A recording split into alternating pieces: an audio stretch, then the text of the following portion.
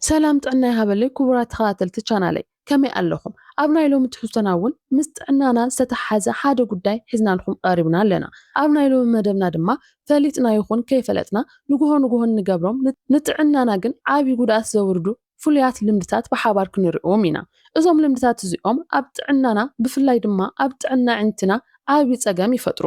እዞም ፀገማት እዚኦም እንታይ እዮም ንግሆ ንገብሮም ክነቋርጾም ዝግበአና ልምድታት ኣየኖት እዮም ኣብ ናይ ሎሚ ቪድዮና እንሪኦም ክኾኑ እዮም ንቻናሌ ሓድሽ እንትኾንኩም ሰብስክራይብ ምግባር ሓሳብ ርኢቶን ተሃሊኩም ድማ ኣብ ናይ ኮሜንት ሳንዱቅ ሕቶኹምን ሓሳብኩም ምቕማጥ ከይትርስዑ እናበልኩ ሕጂ በቐጥታ ናብ ናይ ሎሚ ቪድዮና ክንሓልፍ ንግሆ ካብ እንገብሮም ኣብ ጥዕናና ዓብይ ጉድኣት ካብ ዘውርዱ ነገራት ሓደ ማይ ቅድሚ ምስታይና ውዑይ ነገራት ምጥቃም እዩ ብፍላይ ከም ሻሂን ቡንን ዝበሉ ኣብ ውሽጦም ካፌን ዘለዎም ብተወሳኺ ድማ ናይ ውዕነት ባህሪ ዘለዎም መስተታት ምስታይ ኣብ ጥዕናና ዓብይ ፀገም ይፈጥሩ መብዛሕትኡ ዓብይ ዝበሃል ሰብ ኣብ መዓልቲ እንተነኣሰ ካብ 6 ክሳብ 8 ሰዓት ኣብ ድቃስ ይሕልፎ ስለዚ ካብ 6 ክሳብ 8 ሰዓት ኣብ ድቃስ ከለና ምንቅስቃስ እናገበርና ኣካልና ዕረፍቲ ዘሎ እኳ እንተመሰለና ብዝተወሰነ ደረጃ ግን ኣብ ውሽጢ ኣካልና ዘሎ ፈሳሲ እናተነነ ይመጽእ እዩ በኣፍንጫና ክነተንፍስ ከለና በኣፍና ክነተንፍስ ከለና እውን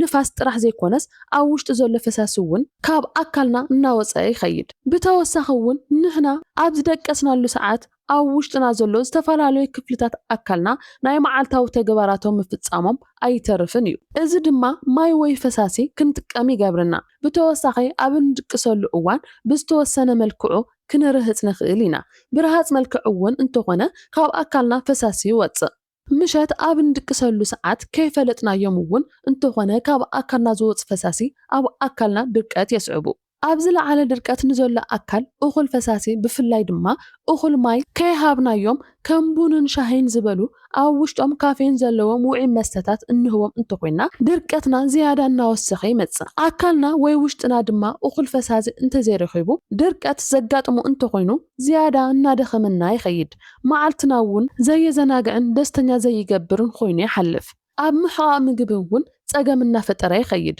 ሙሉእ መዓልቲ ደኺምና ክነሕልፎ ንኽእል ኢና ስለዚ ድማ ንግሆ ካብ ድቃስና ከም ዝተሳእና ቡን ወይ ሻሂ ካብ ምስታይ ካብ 1 ክሳብ 3 ብርጭቆ ማይ ምስታይ ግዴታ ኣለና እዚ ማይ እዚ እንሰቲ እንተኮይና ኣካልና ዝደለዮን ብትነት ዝወፅን ፈሳሲ ብእኹል ኩነታት ክነማልአሉ ንኽእል ኢና ውሽጥና ድርቀት እንተሃልይዎ እውን እቲ ድርቀት እናጠፍአ ይኸይድ ነዚ ዘይንገብር እንተኮይና ግን ንዝተፈላለዩ ሕማማት ክንቃላዕ ንኽእል ኢና ንግሆ ቡንን ሻሂ ኣብ ባዶ ከብዲ እንሰቲ እንተኮይና ኣብ ውሽጢ ኣካልና ዘሎ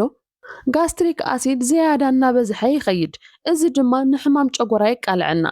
ኮርቲዞል ዝተባሃለ ንጭንቀትን ድብርትን ዘቃልዕ ሆርሞን እውን ብዝለዓለ ኩነታት ተመሪጹ ንጭንቀትን ድብርትን ናይ ምቅላዕ ዕድልና እናወሰኸ ይመጽእ ካልእ ኣብ ህይወትና ዓብይ ፀገም እናፈጠረ ዘሎን ንዝተፈላለዩ ሕማማት ዘቃልዐናን ምኽንያት ንግሆ እኹል ፀሓይ ዘይምርካብና እዩ መብዛሕትኤና ካብ ንእስነትና ጀሚርና ፀሓይ ምማቕ ንህፃናት ጥራሕ እዩ ተባሂሉ ተነጊርና ክኸውን ይኽእል እዩ ይኹን እምበር ሓያሎ ሳይንሳዊ መጽናዕታት ከም ዘርእይዎ ናይ ንግሆ ፀሓይ ንዓበይቲ እውን ዝያዳ ኣገዳሲ እዩ ብፍላይ ካብ ንግሆ ሰዓት 2 ክሳብ ሰዓት 4 ዘሎ ፀሓይ ብዝተኸኣለ መጠን ንውስን ደቃይቕ ምርካብ ግድን እዩ ኣብ ውሽጢ ኣካልና ዘለው ሴሮቶኒን ሜላቶኒን ዝበሃሉ ሆርሞናት ወፃኢ ካልኦት ዓይነታት ሆርሞናት እውን እኹል ፀሓይ እንተዘይረኺብና እናጠፍኡ እናተዳኸሙ ይኸዱ እዚ ድማ ኣብ ነዊሕ ግዜ ጥዕናና እናተዛበዐ ይመጽእ ብፍላይ ሜላቶኒን ዝተባሃለ ሆርሞን ምሸት እኹል ዕረፍቲ ክንገብርን ድቃስና እውን ዝተመሓሸ ክኸውንን ዝገብር ሆርሞን እዩ በዚ ምኽንያት ንግሆ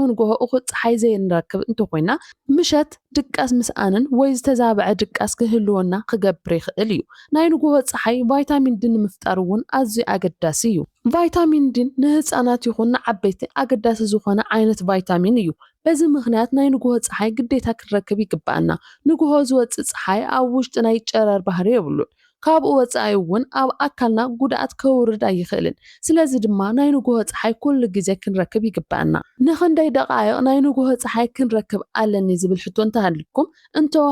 ሓደ ዓብይ ዝበሃል ሰብ ካብ 15 ክሳብ 20 ደቃይቕ ናይ ንግሆ ፀሓይ ናይ ምርካብ ግዴታ ኣለዎ ናይ ንጉሆ ፀሓይ ክበሃል ከሎ ግን እንተወሓደ ካብ ሰዓት 2 ክሳብ ሰዓት 4 ዝወፅእ ፀሓይ ከጠቃልል ኣለዎ። ካልእ ንጉሆ እንገብሮ ልምድን ኣብ ጥዕናና ዓብይ ጉድኣት ዘውርደና ዘሎ ድማ ካብ ድቃስና ከም ዝተሳእና ሞባይል ምርኣይ እዩ። ብፍላይ ድማ ኣብ ፀልማት ገዛ ኮይና ሞባይል ኣልዕልና እንጥቀም እንተኮይና ዓብይ ናይ ጥዕና ፀገም ከጋጥመና ይገብር። ኣብ ፀልማት ሞባይልና እንጥቀም እንተኮይና ካብቲ ሞባይል ዝወፅእ ብርሃን ብቐጥታ ኣብ ኣዕንትና ስለ ዝዓርፍ ኣዕንትና እናተጎድአ ይኸይድ። ዝተፈላለዩ ሕማማት ኣዕንቲ እውን ከጋጥሙና ይገብር። ብፍላይ ኣዕንትና ዝሕኹና ዘቃፅለና መብዛሕትኡ ግዜ ንብዓት ዝህልዎም እንተኮይኑ ንጉሆ ተሲእና ብቐጥታ ሞባይል ካብ ምጥቃም ርእስና ክንሕሉ ኣለና። ካብኡ ብላዕሊ ግን ካብ 10 ክሳብ 15 ደቂቕ ዕረፍቲ ምስ ገበርና ምስ ካልኦት ናይ ብርሃን ዓይነታት ኣዕንትና ምስ ኣላመድናዮ ድሕሪኡ ቀስ ብቀስ